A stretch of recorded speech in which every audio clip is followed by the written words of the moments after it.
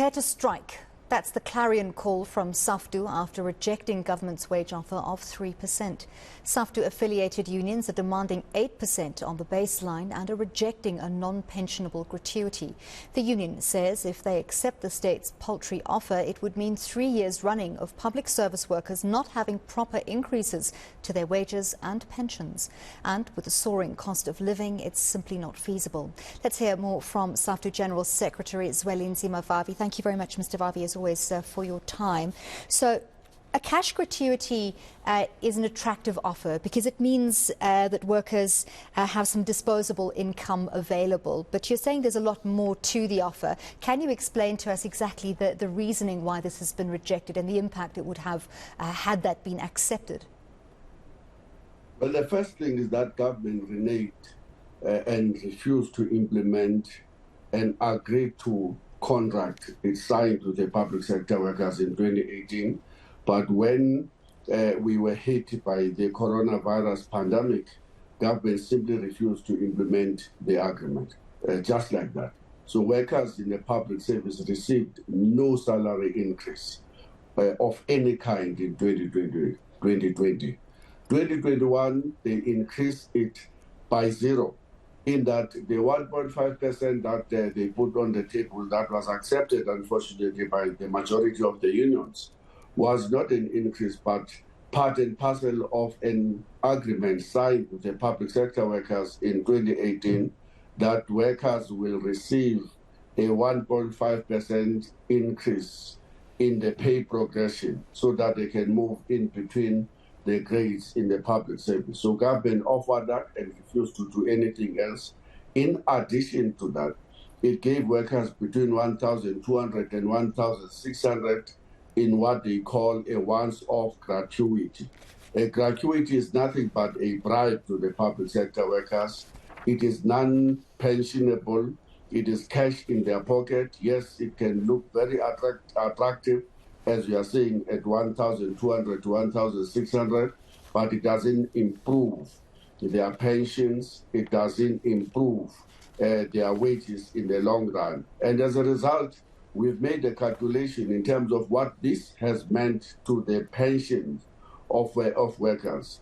So if you look at what has been happening to their pensions and what is happening in their salaries, we have argued that workers in the public sector, the most critical of them all being the police, the nurses, the doctors, the teachers, the home affairs, the social workers, all of them are receiving no salary increases. If you look at the rate of the CPI, we are actually seeing a decline in their wages, a decline in their pensions, and we think that it's now time for them to draw a line on the sand and to say, no, we can't agree any further that the government must solve the crisis of capitalism at the back of workers, and that it is now time to join hands, to unite and to refuse for the government to use the divide and rule that it has used so effectively for so many years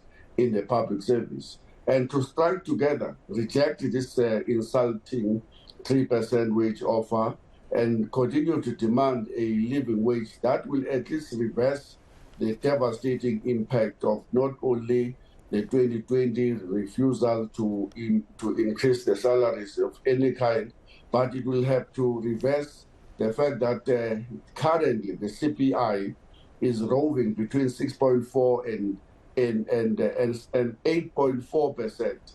The food inflation have increased by 14.9%, and over the period of the past year, the food inflation has increased by 14%. The electricity price have increased by 16%, 32% last year, a staggering 507% since 2007 and 2020.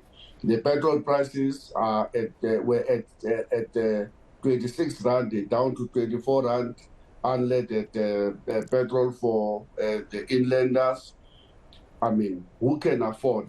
The interest rates are going up. They are now at 5.5%, meaning that we pay between 8 and 9% more for the house, the furniture, the car, you name them all.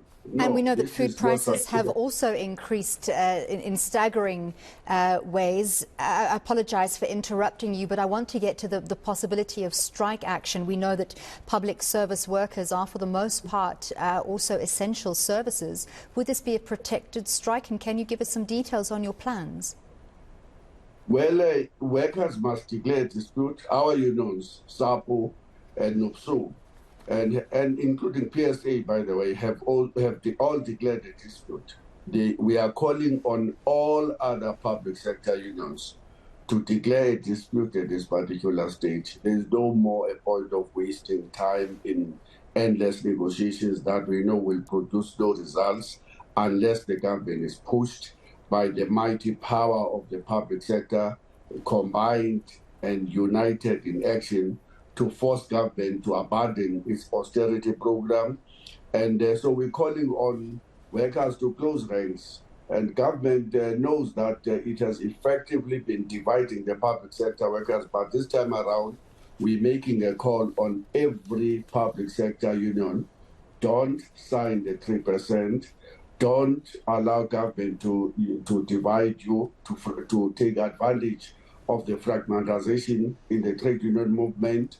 Unite, join hands. If you don't do that, and you're going to have to accept that government will continue to solve its crisis of neoliberalism and austerity at your backs. And it's time for workers now to say enough is enough. We can't take another way below inflation wage increase from the government. Mr. Vavi, are there talks of specific dates on the table yet? There is no talks, because what we need now is for all of the public sector unions to demonstrate that unity in action, to declare, to join the Saftu unions, SAPO and NUPSU, to declare the dispute. And once they've declared the dispute, surely there will be one or last minute attempt to get an agreement going. If that is not possible, we're talking about a week or two before workers will be protected and to go on a legally protected strike. And it will be a protracted strike, no limit, until the government abandon neoliberalism, abandon austerity, and stop solving the crisis of capitalism at the backs of the working class and the poor of our country. Well, thank you very much for bringing us that update. That was Saftu General Secretary Zwelinzima Vavi talking about possible strike action in the public sector.